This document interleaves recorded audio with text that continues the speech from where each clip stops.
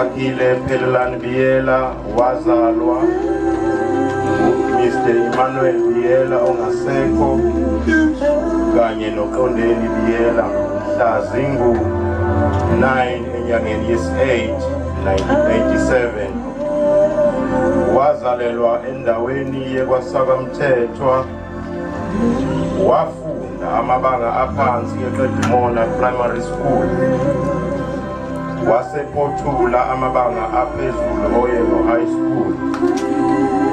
He was a founder of Siyakula Netball Club. He was a ward coordinator Umfolozi Ward 10.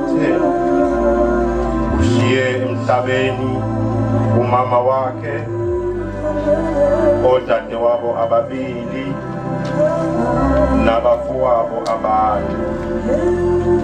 Washiya izingane zakhe eziyisikhombisa kanye nengoduso yakhe uSibongile Mthethwa. Hambe ngokuthula uhambe ngokukhulu lala kahle endaba ezitha wena wenjezi kaXhobo Mvundlane osokhabezi.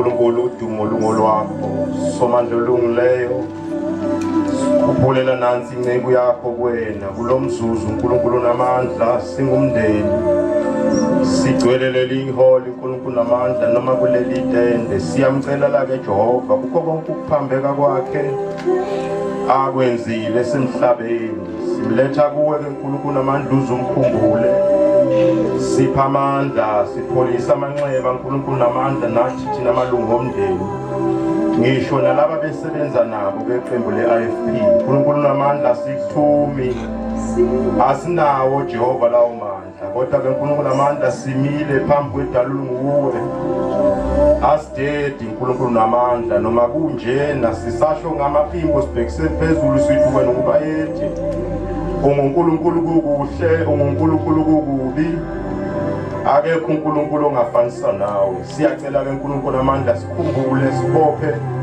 ifino likamoya sumndeni wakaBiyela silimele kakhulu sicela ukupholiswa nguwe ke maluselungileyo kamela ke namandla ngiyakhuleka kuze kube ngunaphakade amen. Okhulumayo Malemba provincial organizer lapha KwaZulu-Natal ngifisa ukudlulisa amazwi okududuza umndeni ngokushiwa nokudlula kwelunga lethu le-IFP ngokukhuluma umfowethu wakaBiyela esilapha ekhaya esizodlulisa yena ngosuku lokugcina. Ngiyafisa ukuthi sisho ukuthi njenge-PEC sidlulisa ukudumala okukhulu nokubuhlungu esibuzwile, kepha siyafisa umndeni wonke wakwaBiyela ukuthi ulale ngokuthula ukushiwa kwawo umfowethu uSakhile obeyishoshovu esikhulu engaphumuli esebenzela iqembu leNkatha.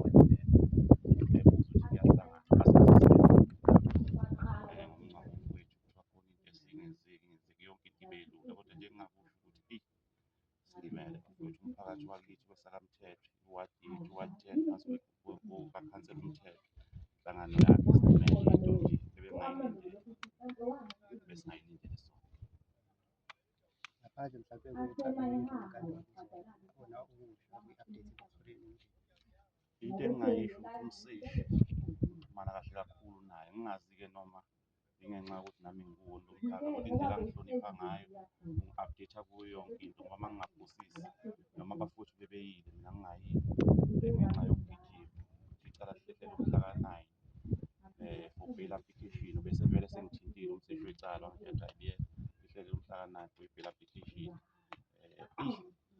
Akukho umthetho siyafisa khona umthetho udlala indima yakhe bese sithi abafowethu abayiqonda ukudinwa kuningi yebo akungagcini kodwa sesimoshela impilo ukudinwa kwethu siyafisa nje abafowethu beyiphathe kahle beyeke lo mthetho udlala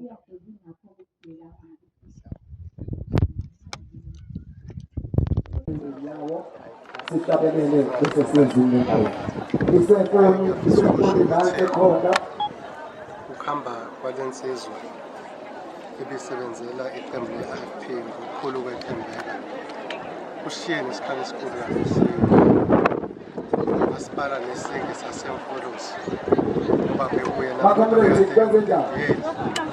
amabutho e-IFP Amavolontiya ngifisa abafishali awayitholanga indawo. Cela amavolontiya akaphakame kwabona. siyake kanye nabantu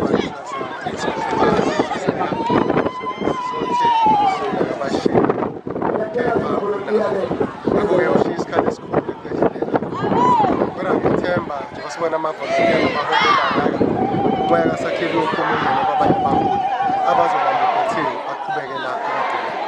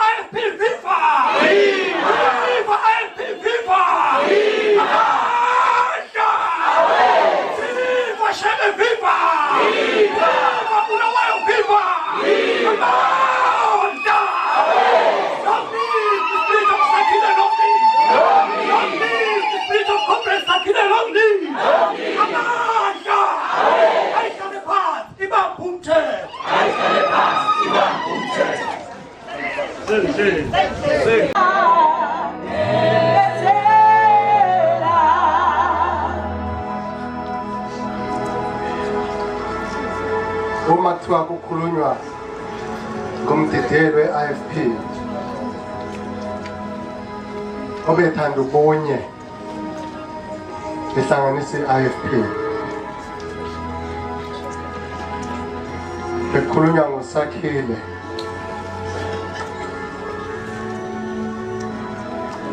obebuye be-communications ongakhokhela ngoba uSakhile bomfice ebhala nge-IFP ebhale ngomasipala wasemfolosi okusho ukuthi beyiqonda lezi zinto lezi zombili.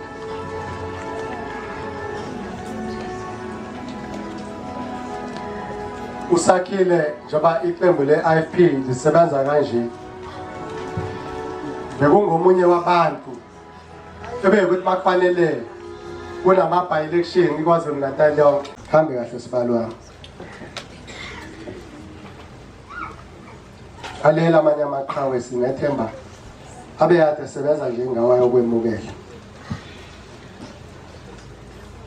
yobafica obabubhiva imithetho abayokwemukela uyobafica obabuSkom bayokwemukela uyobafica obhozasi amaqhawazi abalazizela iqembu le-IFP. Impela ngasibuka istatus sakhe uhlabe yakhe akaphikiswa.